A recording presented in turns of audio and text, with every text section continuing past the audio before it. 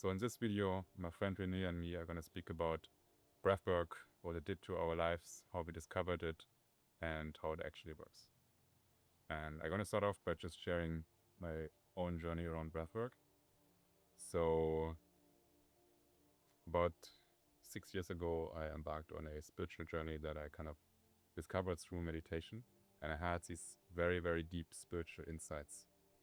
However, I really lacked a tool how to actually start changing my life and how to implement these changes in life. I felt a deeper sense of love that is available, and I felt there is more to life than what I had known before. But I really didn't manage to approach life from a different place. So then in summer 2022, I was really at the lowest. I would say I was feeling depressed. I was feeling cut off from my emotions. I didn't feel alive. I was seeking escapes from life through drugs, through sex. I was cheating on my wife, and I was really at the lowest. And back then, actually, through my ex-partner, she also noticed that I need some help. And she had discovered breathwork before, and through a common friend, I was referred to our common friend, Pete, who's a coach and breathworker as well. And then we met on EOS for a kind of like private one-on-one breathwork retreat. And I had some exposure to the method before, but I haven't really like worked on it for one-on-one and really intensively. But then we met on EOS and started to dive in, and it was probably in my second or third breathwork journey where I connected back to a childhood experience. That was a situation where I was, can't tell exactly how old I was, let's say 6, 7, 8, something like that. And I had just witnessed how my father had hit my mom, slapped my mom into her face. Not super bad, but it still happened. I witnessed it, and we never spoke about it again. And that situation was there, and I think I got back into it because in the conversations I had before, we were speaking around anger and about my inability to actually express anger, and also whenever there's anger in the room, I would just withdraw and much rather leave the room than be in that room with the anger. So I wasn't able to witness or hold anger. And also my own expression of it was somewhat limited. So I think that was a trigger that then in the journey put me back into the situation, because I had witnessed that anger outburst of my father. That's something I never really fully processed. And then I was there, and I found myself back in this situation. And just a moment after, I was basically reliving that. And what has happened back then is like I witnessed that and then somehow went to bed later, and I was lying in bed. And usually when my parents had these fights, from time to time, my mom would like open the door to my room and take a look and just see if I'm all right. And I dropped back into this, and I was feeling as I felt as a child. I was lying in bed, and I saw her looking through the door, looking at me, and I just felt that strong sense of really deep, deep unconditional love from her towards me. And that opened me. That thing completely opened me. Like I hadn't cried for probably 15 years by that time, even longer, maybe 18 years. Was very rigid, very like not showing emotions, nothing. And that landed so deeply and opened me, and and there wasn't even like a specific reason or anything. I just started crying. And that was a starting point where I came out of the experience and was lying there crying for whatever, couple of minutes, maybe even longer. And I came out of the experience and I felt so connected again to life and to some more emotions, and actually I felt a deep sadness, but I also felt very alive. And this was a starting point for me where I discovered, oh wow, actually, there is a new level of aliveness, a new level of feeling emotions, expressing emotions, and just connecting back to what it means to be like a more expressed human being, I would say. Mm,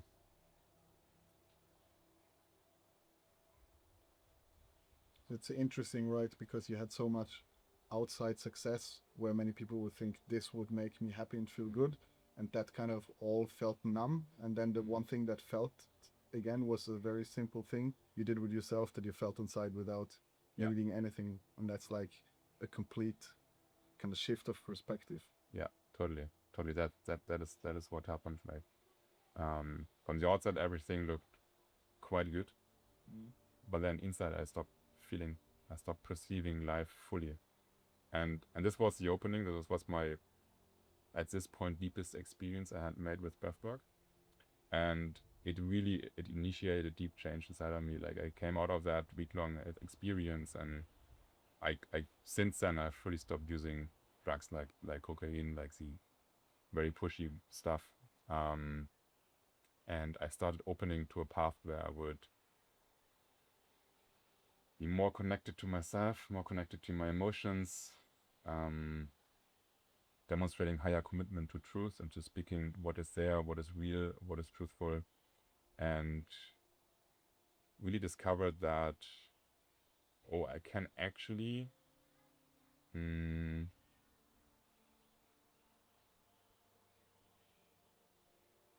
actually able to regulate myself in moments of very high intensity, and I can get into like seeing my thoughts, seeing my emotions before I act on them.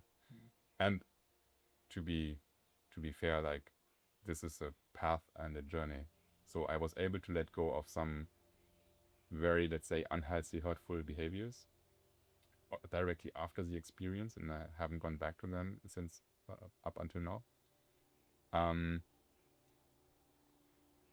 and it's important for me to say that, yeah, it's a journey, it's a constant work on self, but it was really initiated in that time. So yeah, that has been my starting point, so to say. And since then, I, as you know, dived pretty deep into breathwork, and I mean, you also run Ready and I, retreat and breathwork company together. So that's my starting point. And how was it for you? How did you come across breathwork, and what did it do for you? Yeah, I think actually, in essence, the starting point was kind of similar to yours, just in a different way. The way you proceeded what you thought you want in terms of business success and financial success. My biggest dream was to live the life I want, be traveling all over the world, have this lifestyle where I don't have to do the normal things people do in the system, so to say. And I was living in all different countries and didn't have to work a lot. I had an online business. Wasn't like a lot of money, but I really did what I wanted. And but it was all pleasure based, and also a lot outside validation from women, and that was like how I defined success in my young years. But I also came to the moment where I just felt flat, and I was on a beautiful beach in Thailand, and everything was great. Everybody was jealous of my life um, from the outside, but I didn't feel anything anymore. And it was really scary because I thought I have everything I always wanted, and I felt nothing. So where do I go from here? And I wasn't at, I would say, a super low point where I hit rock bottom, but I just knew I can't continue like this. And then, I mean, this whole thing is a long story, but I lived in Ukraine at the time when during COVID, and then the war started, and then I had to shut down my business there. And then I was basically in a place where I didn't know what's next. And then our mutual friend Pete basically also told me, you have to come to Bali, you have to do breath work. And I had quite some resistance in the start to invest in a training like this, to do this education, to become a facilitator, because I wasn't fully convinced, and I didn't really think that just by breathing I can achieve the changes that I was able to achieve in the end. But somehow my intuition told me to do it, and I didn't have any other plan anyways.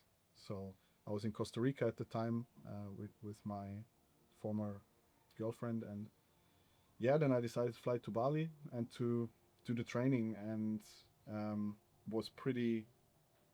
I had a lot of walls built up, emotional walls. Everybody around me had very emotional experiences, and for me, nothing much happened except that I felt good in my body and relaxed, but it wasn't as powerful as the other people. And I thought, oh, it might not work for me. And did I make a mistake coming here? Which is great now because I can really relate to, especially guys who have learned to shut down their emotions, that it can take time, and that I was in the same place that I was also skeptical. So this whole story serves me today, I think. And yeah, and then I had also one very powerful journey finally after a couple of weeks where I felt much more emotional, much more alive than I had for years. And funnily enough, the next morning you sent me a message, and I've never met you before, and it was just a German WhatsApp number asking me if I want to come to your villa because Pete said we should meet each other. And I thought, Bjorn, I think that's Pete's client. They did something together in EOS, but I wasn't fully aware. And it was just funny, the timing. Like, I'm not the guy who says, oh, the universe sends me all of the signs, at least until then, but it was really funny timing that you wrote me them. And yeah, then we talked for 2 hours, and I decided to move to Berlin, and we started business together after a very short and brief interaction. And yeah, here we are.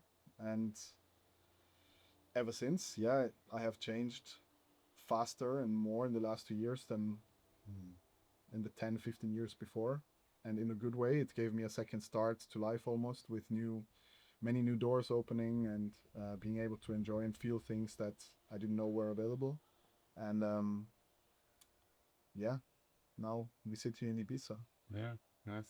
Thank you. Yeah, um, it's these breathwork journey is quite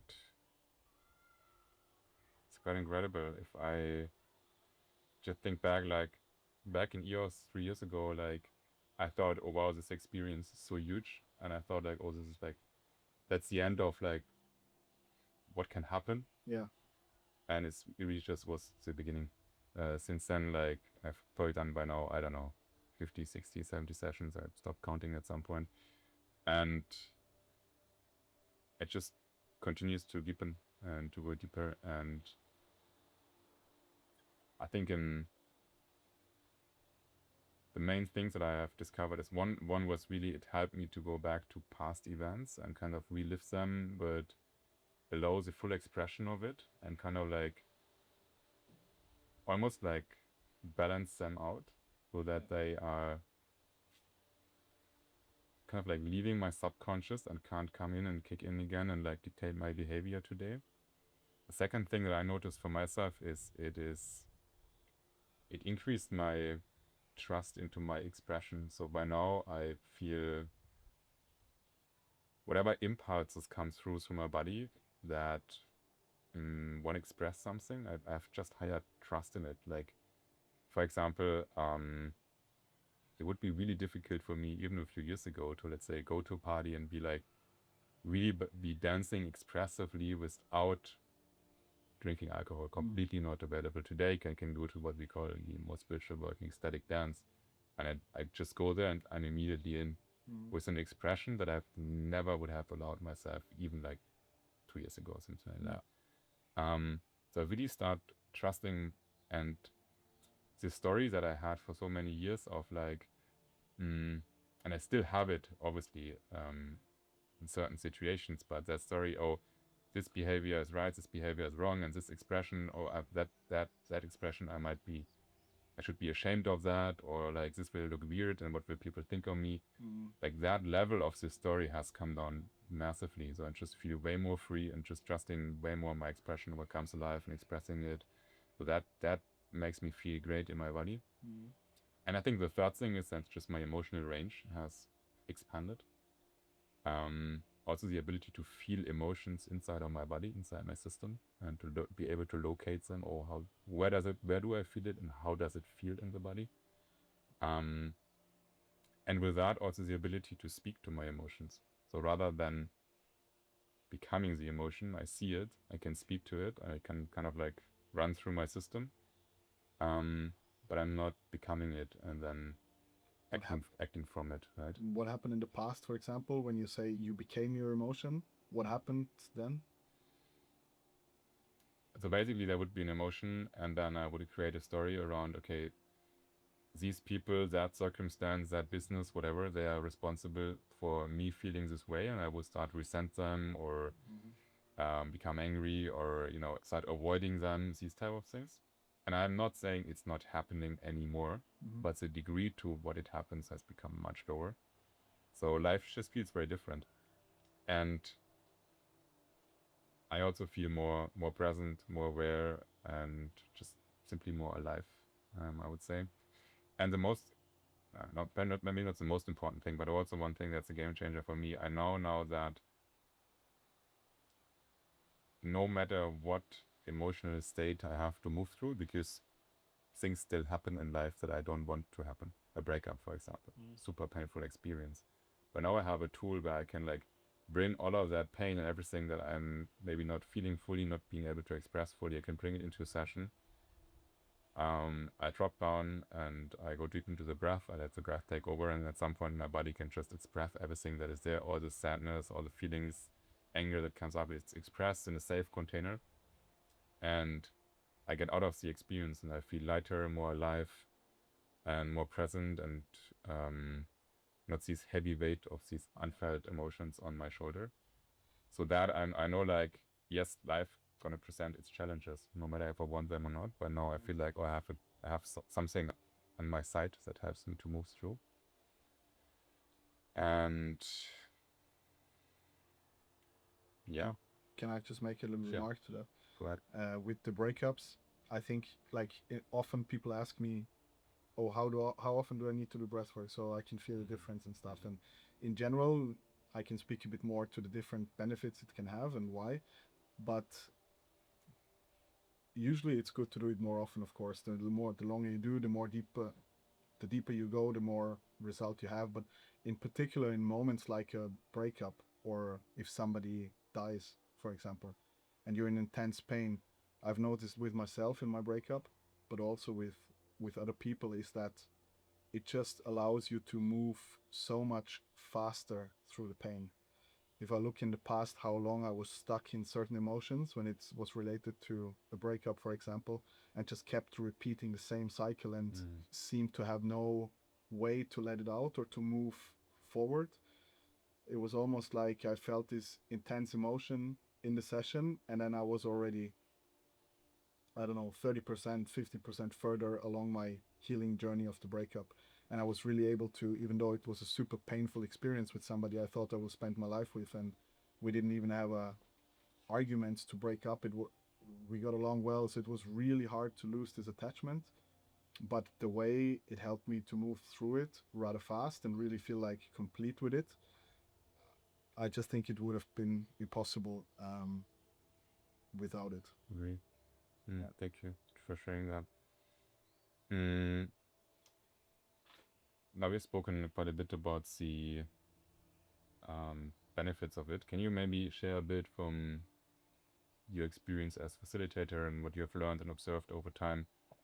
What is it that actually happens in the body when we go into what we call FGR, so facilitated breath repatterning? What is it that actually happens? Just the core principles, maybe. Yeah, basically, we are looping our breath. We breathe for around about 1 hour. And if we breathe in this particular way, we change our blood chemistry, certain things in our body change.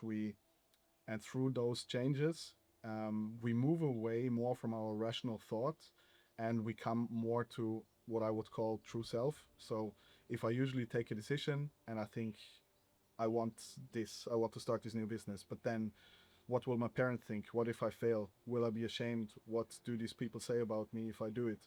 So then suddenly I don't do it, and I think it was my decision, but really it was a decision based on fears. And it wasn't actually my decision. And what's often noticed in breathwork sessions, and many people have shared that, is that all of these outside influences and fears kind of take a step aside, and you really feel and see what it is that you actually want, connection to true self. And okay, that's a bit more of the spiritual expression, but but that's like one very common thing that happens. But in general, we work a lot with regulating the nervous system. So if we breathe in a more intense way and we looping our breath, breathing in and out without pause, um, in the activation period, when we breathe faster than we usually would, we bring the body into a state of stress, the nervous system, into the so-called sympathetic part of the nervous system. And yeah, that creates stress, and we might feel some tingling. And this process also brings us into the subconscious. And then in the second part of the journey, we really focus to bring it into the parasympathetic so that the body can really relax. And it's a very different feeling. I mean, you know, if some people are really comfortable in the stress state, the way if they live in a stressful life, they often like this part and they struggle to relax. But this is then what they actually need the most. And what's interesting is that it teaches us that we can go into really stressful situations or emotions, but then come out 15 or 20 minutes later feeling completely at peace. And this is an experience that many people don't have in real life, because if we go into a very painful emotion, or often people try to avoid them at all costs, but then if something bad happens, they kind of get stuck in there and they haven't made the experience that you can actually feel emotions, that it's safe to let them go, to feel, to express, and then to come out 10, 15 minutes later and be just, yeah, feeling at peace. And also before breathwork, I noticed my mind was going all the time. I had a stressful day, and even when I was laying in bed, I just kept thinking. I didn't have the ability to go into stress and calm down quick. And after breathwork, I could work all day, and 15 minutes later, I fall asleep. You know, it's been just a super tool to help the body to regulate itself better through making those experiences in breath and showing in a lived experience, even though it's only 1 hour, that this is possible. So yeah, and besides that, every grown up had a different breathing pattern. I have seen like, I don't know, 300, 400 people laying down now doing a breathwork session, and everybody looks totally unique doing it. Like I would have never thought so. I thought we're all just breathing, but some people can't breathe in the belly, some not in the chest, or use a lot of muscles to compensate, which I did. I used way too much of my back muscles to breathe, which then resulted in me wasting energy every day, especially when I'm sleeping, because I'm breathing, I'm not thinking about it. And I often felt drained. I needed naps all the time. And after I started to breathwork, I stopped doing that and just had much better sleep, more energy. So this is like on the physical level. When we're talking about benefits, and what happens is like, yes, I can regulate myself better. There's health benefits to it, and this is amazing. But really, I think what people really are looking for is like the self-development aspect, the spiritual aspect, the what can I learn about myself. And yeah, the 100% scientific explanation for some of the things that sometimes happen in a breathwork session, it's really hard to understand, because people travel back to childhood or see the future or whatever, and it just feels right. And it's like just creates a better relationship to my intuition as well. um yeah, but some things are hard to explain. As we said before, we can tell a lot of stories here. The real impact and what it can do for you, you will only understand if you tried it. Yeah, agree. Um, can you just say a few words on safety around this type of breathwork, and like why, at least for us, we only do it with like a facilitator in the room? Can you just comment on that quickly?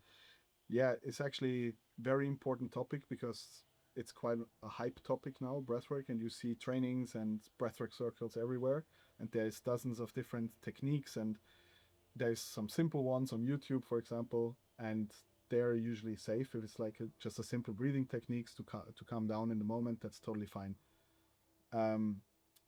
But the reason we don't work online is because the type of breathwork we are doing, when we take you into a 1 hour session and really go into the subconscious, that is simply not responsible to let people do that on their own. Even though for some people it might work, if somebody is really stable, emotionally stable on that day, they might have still a great experience.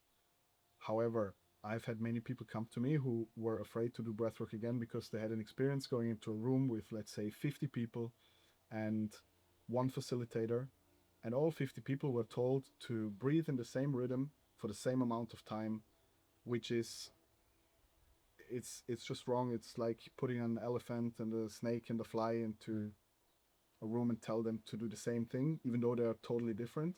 Because some people might breathe for 3 minutes and they're already in the subconscious or feeling intense emotions, and others maybe need half an hour. And if this person who is already anxious, for example, feels things in their body or in their mind that they're not used to and that doesn't feel safe and they don't have support, the natural response of the body is going to be panic, which is even more intense breathing, which makes it even worse. And then these people can come out and actually feel much worse than going in. And then there is some breath workers who then will say, oh, well, that's normal. You're just going through a lot of emotions now. This is part of the healing process. But it's not. It's very, very important that if somebody goes into some process, that there is support.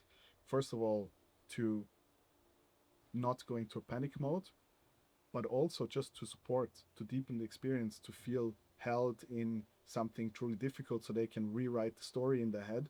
If they go back to childhood to a challenging experience and it feels very painful in that moment, but then there is somebody there who knows how to touch and what to say to them in that moment, they can actually feel safe within that experience and then, yeah, rewrite the story and come out and feeling actually much better versus Nice. being more anxious.